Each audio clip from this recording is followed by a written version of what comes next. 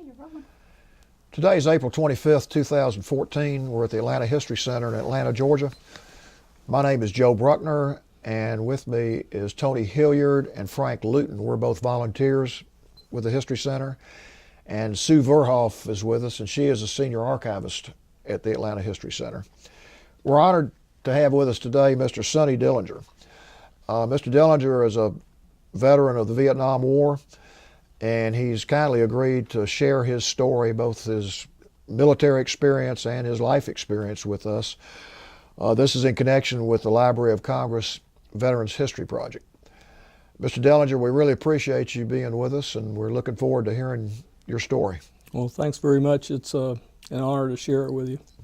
Would you give us your full name and your current address, please? Earl H. Dellinger Jr., 908 Peachtree Forest, Norcross, Georgia. Okay.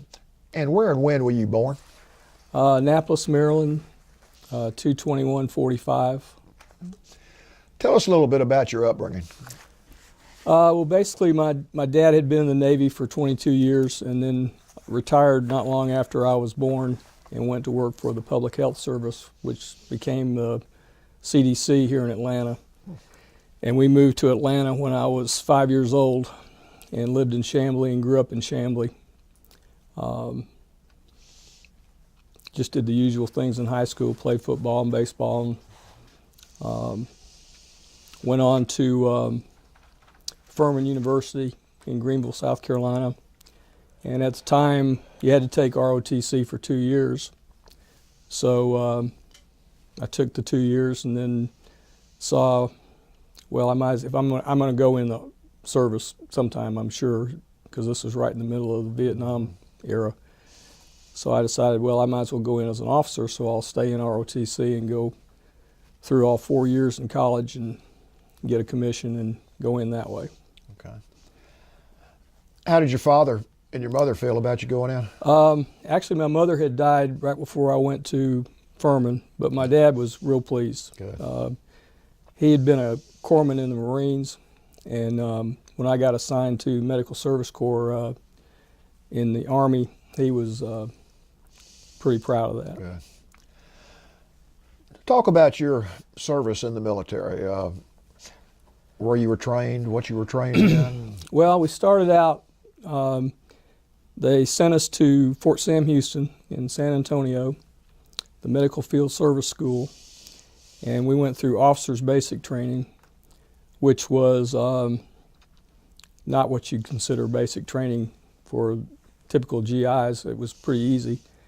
And then they picked a certain number of us to go on to what they called Battalion Surgeon's Assistant School, which was another 3 or 4 weeks. I think it was 4 weeks. So I ended up going through that and then being assigned to basic training at Fort Benning. And I was teaching first aid and CBR to trainees at Fort Benning from December of '68 to about July of '68, or '67 to '68. And then I volunteered to go to jump school and to Vietnam because I knew I was going to go anyway. I wanted to go to an airborne unit. And so that's how I ended up with the 173rd Airborne. Okay. When I got to Vietnam. And that was the unit that I was in. Okay. I got there in August of 1968. And at the time, their headquarters was in a place called An Khê. And we went to An Khê for about a week and a half, and they helped us get acclimatized and gave us a little bit of training, took us out in the boonies.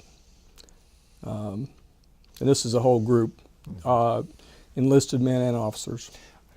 Now, what was the function of your unit?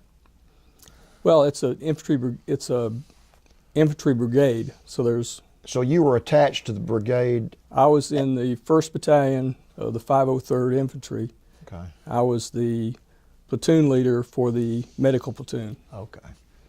There was also a Alpha company, a Bravo company, and each one had platoon leaders, and then we had a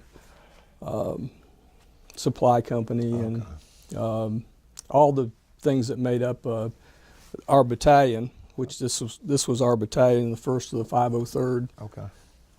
We were at a place called LZ Uplift, which was about 20 miles north of the first civilized place, which was Phuket Air Force Base. Okay. This is a aerial picture of LZ Uplift, which I don't know if you can see very well, but basically it's just a wide place on Highway 1.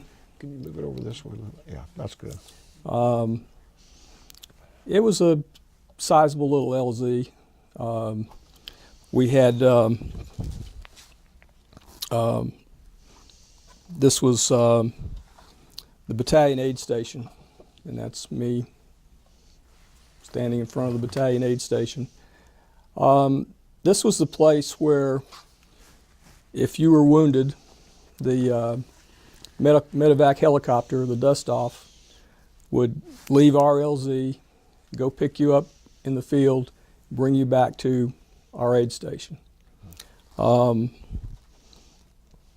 quarters while I was there were in the back of the aid station.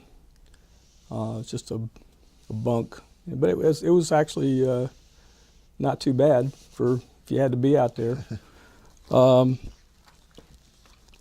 This is the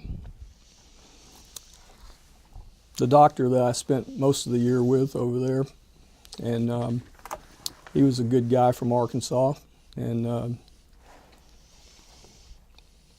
Don Perdue was his name. While I was there, I ran into one of my buddies, ROTC buddies from Furman, who had become a dust-off pilot and actually spent some time at the LZ with us.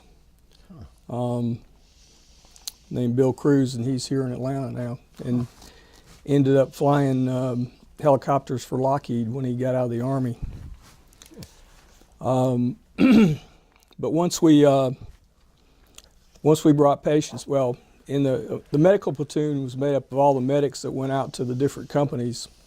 Plus, we usually kept about 8 or 10 back at the aid station to help the doctor, and with daily sick call that would go on every day.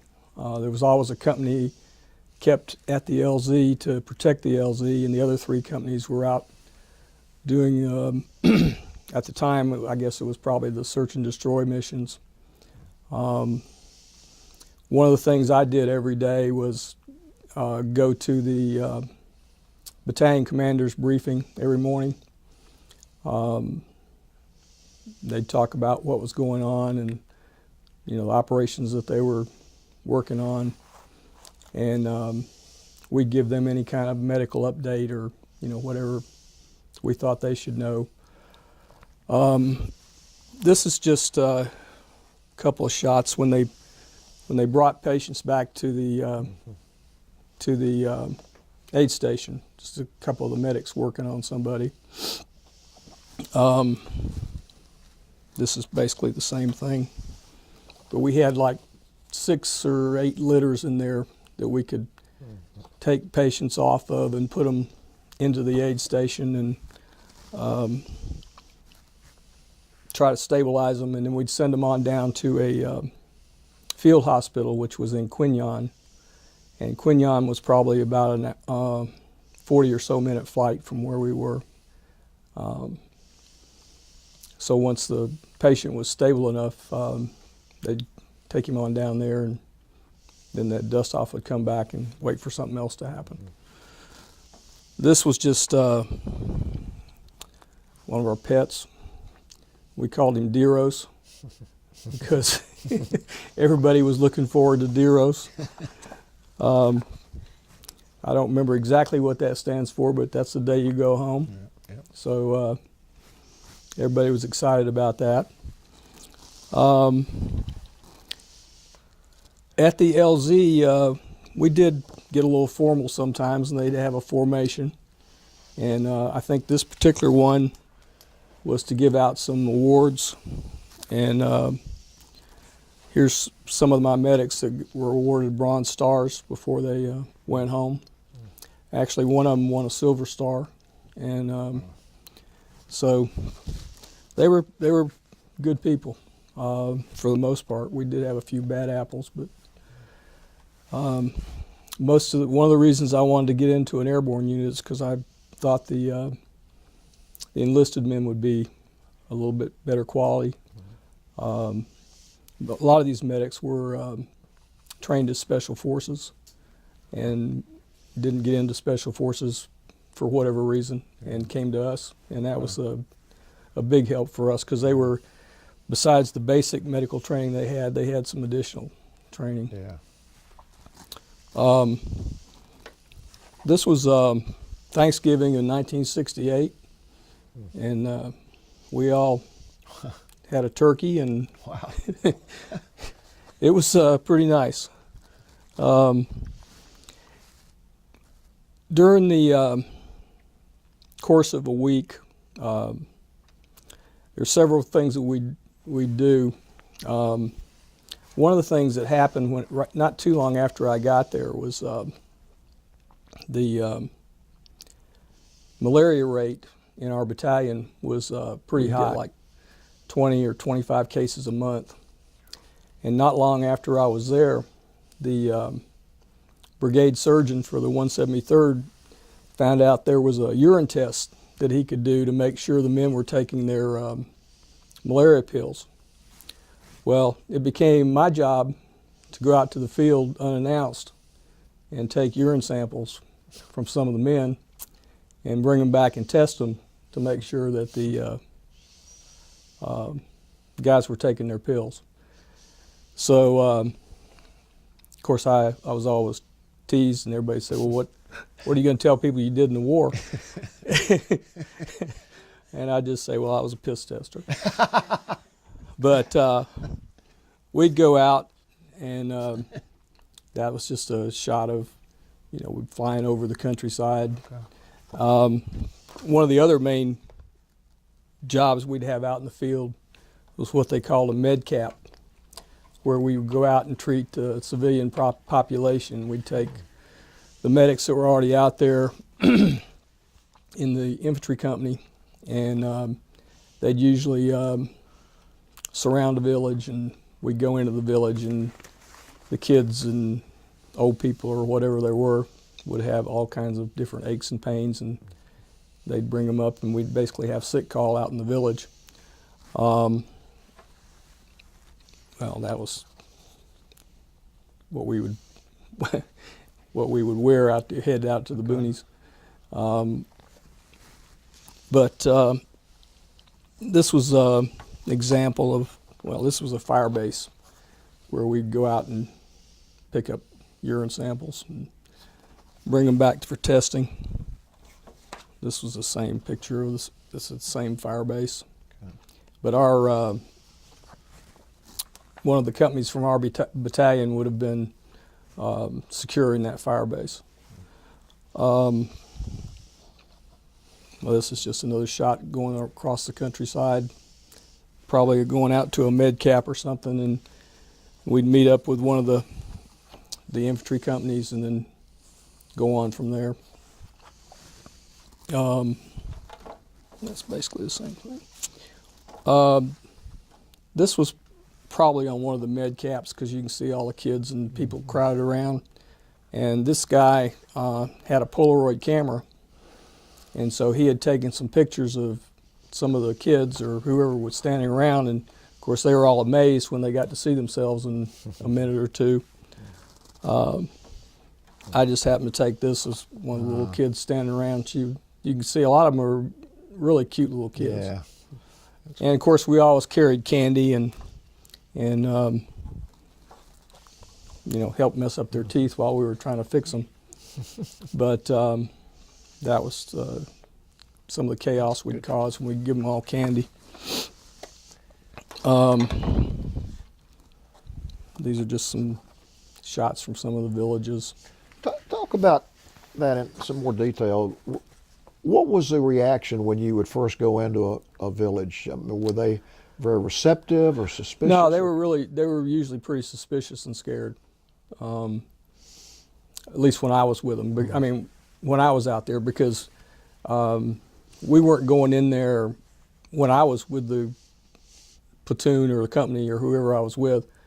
The mission wasn't to go in there and try to find any VC or anything necessarily. I mean, they were always looking for that, but we were going in there to set up a little aid station and treat the villagers. So usually they had interpreters with each group, and they kind of told them what we were there for. And if you've got a bad tooth or a cut or something you want looked at, we've got some guys here that'll do it for you. Yeah.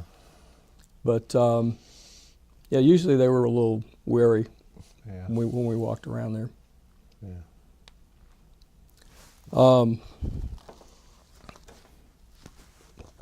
This is just another village shot. There was, I got a bunch of those things. Mr. Dellinger, were these villages generally secured? Did you ever have to worry about the Viet Cong coming behind you and there being reprisals against the villagers, or were these fairly secure? I think they were fairly secure areas, but they were in the areas of operation for that particular company from our battalion. So I don't know that some of the things, like the things we found out at some of the meetings of the AVVBA. I mean, those guys were out there all the time. So they knew what was going on. They were just waiting for it to get night and do some damage. Yeah. Most of the time when I was there in 68 and 69, that was after Tet, and there weren't very many, or actually probably weren't any real big engagements between our battalion and VC or NVA. Yeah. Most of them were just little firefights. Yeah. And then we saw the results of that. We didn't get a lot of casualties, but we'd get, of our guys, we'd get, 1, 2, 3, maybe every week or two. Mm-hmm. We did get quite a few Vietnamese casualties, and never really knew if they were good guys or bad guys. We just treated them and sent them on. Yeah. Talk about the emotional aspect of your assignment. I mean, you're constantly dealing with wounded people and sick people, and does that take a toll on you, or just talk about that a little bit? Yeah, at first it really got to me, and by the end of the year I had tried to become numb to what was going on. Yeah. Right, not long after I got started, there was a guy that came in, a pilot, and he had been flying I think they call it a bird dog, which is a artillery spotter, basically. And he came in. The dust-off went out and picked up him and his co-pilot. And the co-pilot had been hit by a small arms fire, and he had been hit too, but he said he was fine. We treated the co-pilot and got him stabilized, and then all of a sudden the other guy just dropped over, and we found out he had a chest wound and didn't realize how bad it was. Okay. And he died right there on the spot. And that's when I realized I couldn't let myself get involved in getting close to these people, or being concerned with who they were, what they were. Otherwise, I couldn't sit there through the year and go through it. And consequently, I don't have too many friends from my battalion or my platoon or anything else, because I tried specifically not to get real close to people. Yeah. Well, certainly understand that. Well, this is just another shot of us when we're on a med cap and we're giving them shots or whatever we were doing. We'd go out into the field. I think we were treating some of our guys with some shots that day. But basically, that's pretty much what we did for the year that I was there. It's just run daily sick call and go to the briefings. I was more of the administrative type person in the medical platoon, and the doctor was the medical person. But as a result of the urine tests, we brought the malaria rate down to next to nothing within a couple of months.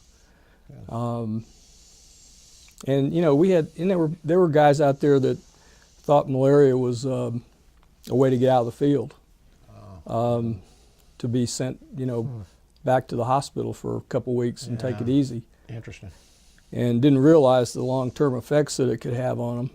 And so consequently, we were trying to prevent malaria being the biggest problem. Yeah. What was the frequency in which you would have wounded soldiers coming in that you would have to treat? I mean, was it daily or was it go in spurts? It'd go in spurts. And when I first got there, September, October of 68, it was fairly often. Like every day or two, we'd have 2 or 3 wounded. Probably by the first of the year, it had gotten down quite a bit. One thing I want to mention too, that I had 2 good friends. You saw a picture of one of them that was a dust-off pilot.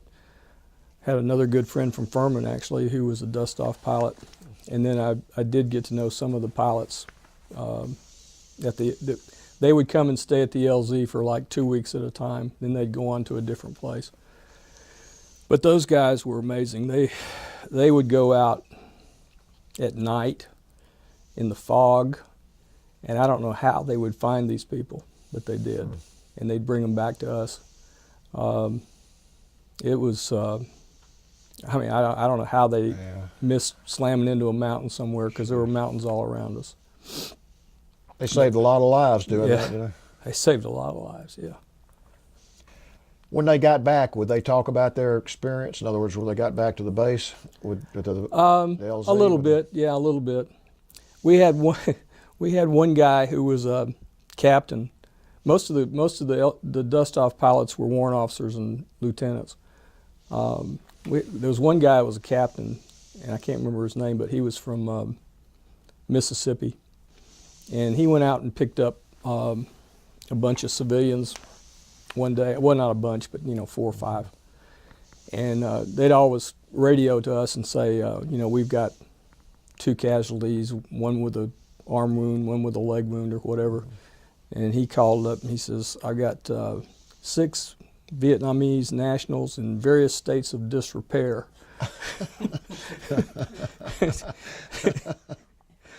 So anyway, he was a good guy.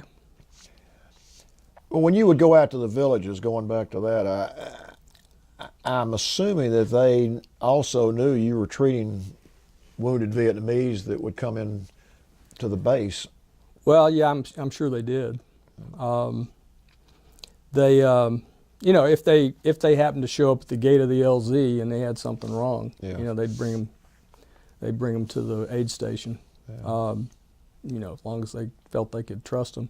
And we did have, on the LZ, we did have kids that we used as interpreters, and they had people that would come from wherever the village was close by and clean up the colonel's hut for the battalion commander or whatever they were doing. Not as many civilians though as they would have at a base in Quignon or near Quinyon or some of the big cities where it was almost like being back in the world with air conditioning and all that kind of stuff. Did you ever have a situation with a Vietnamese civilian where you either suspected or found out that he or she was a VC and was coming in? No, not really. We suspected some of the casualties that they brought in were probably VC, but we didn't. Yeah. I mean, to us, they were just wounded people. We just tried to fix them up and send them back. Okay.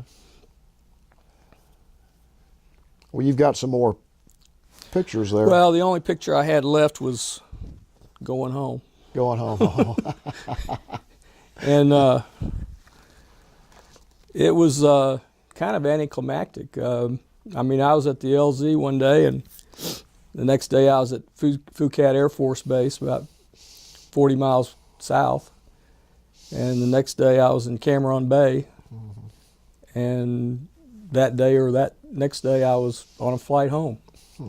And 2 days later I was in Atlanta. So within 2 or 3 days, you leave all this chaos, and you know, it's really a change. I want to go back a little bit and ask you how you ended up getting into the medical unit. I mean, did you had some kind of medical training, or did you volunteer for that? Or? It just happened. When you go through ROTC, you have to pick certain branches that you want to apply for, and most people end up in the infantry, but I had bad eyesight, and so I wasn't going to get what they call a combat arm, and if I did, it would be like maybe artillery or something like that. But it wasn't going to be infantry. So anyway, I picked medical service and AG and something else, and ended up in medical service. Okay. Before we get to your post-Vietnam years, is there anything else you want to talk about being in Vietnam and your experiences there? No, I can't think of too much. I think it's really good that the veterans today are getting the recognition they're getting. When I got back, I had a lot of friends and people I worked with that were there, and it was like they never got mentioned or recognized. Everybody was like, "Oh yeah, he went to Vietnam." So what? It wasn't like when the guys came back from World War II originally, and maybe Korea. I'm not really sure, but it was a kind of a letdown. So I was pleased to see all the things that are going on these days. And I got one more question about your time there. What was the morale like among the troops? I mean, you were out in the field day to day. Well, I'd have to say it went from not very good to very bad. We had some real bad apples, even in the airborne unit. But we had some really, really good guys too, and I'd say they were the majority. But we did have some bad apples who, we're not sure, but we thought one of them tried to kill the supply sergeant.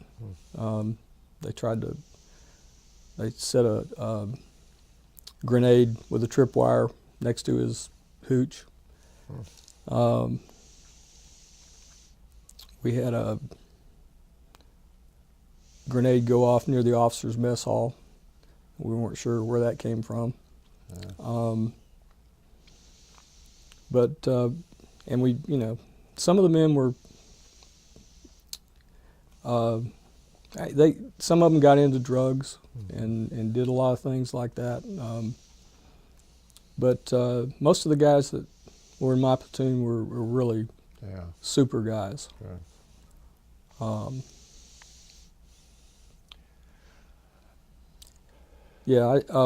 talking about the villages and whether they were VC or not, there was one village real close to us, and we did get mortars out of it Oh, did you? every once in a while, Yeah. even though we were almost next door. So, you know, we knew they were there. Yeah. They were trying to hit the helicopter most of the time. Yeah. They weren't very good shots, and that was fortunate. What was your feeling when you landed back in the States? I was just kind of numb. I didn't really realize where I was. I've been flying for almost 2 days, it seemed like. Mm-hmm.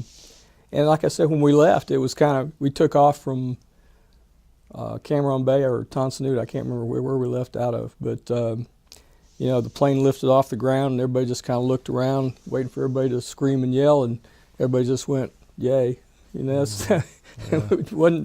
we weren't as excited as we thought we were going to be. Yeah. But you know, I wouldn't have missed it. I think it was a good experience. I'm sorry that today the young people don't have to go in the military for a couple of years, because I think they should. Yeah. I think it'd do a lot of them a lot of good. Yeah. Help their work ethic and discipline and everything else. I agree with that. Tell us a little bit about the time you spent in the military after you got back from Vietnam, and then what you did subsequent to your time in the military.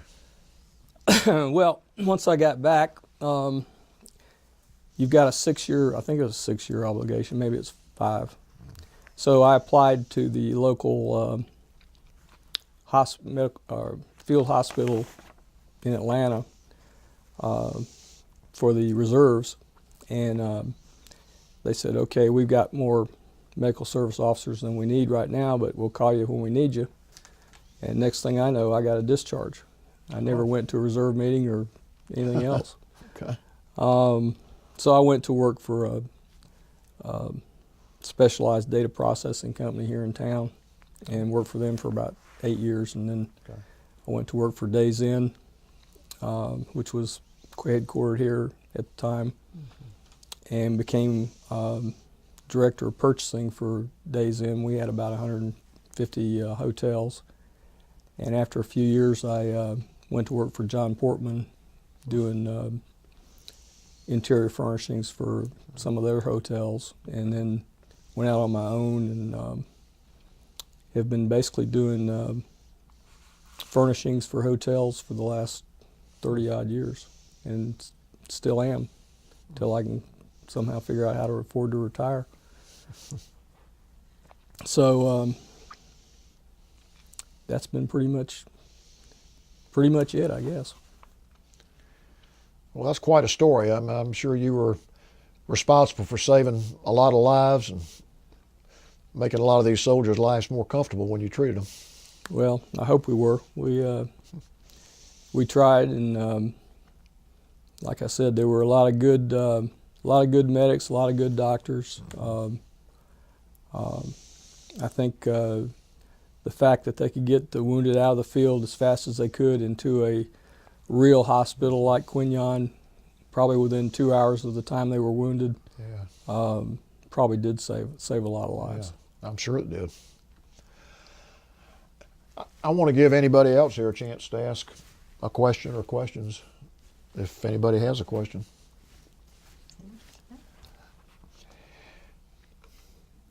Is there anything else you want to say before we finish? Any message or anything you want to fill in the blanks? No, like I said a minute ago, I think it's a shame that the young people of today can't have that experience, not necessarily going to a place like Afghanistan or Iran or Iraq or wherever, but at least being in the military. You know, I see right now that it was today's news, I think, or yesterday's news, where they're sending the 173rd to Europe because of this stuff going on in Russia. So, I mean, these guys are they're out there for us. It's too bad that they can't. All the kids don't feel like that. Well, I think everybody in this room would agree with what you just said.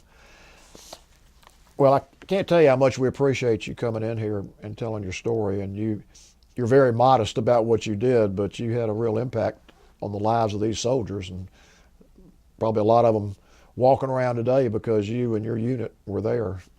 So we really appreciate what you did for the country, and really appreciate you coming in here. And thank you for your service. Well, thank you. I appreciate having the opportunity.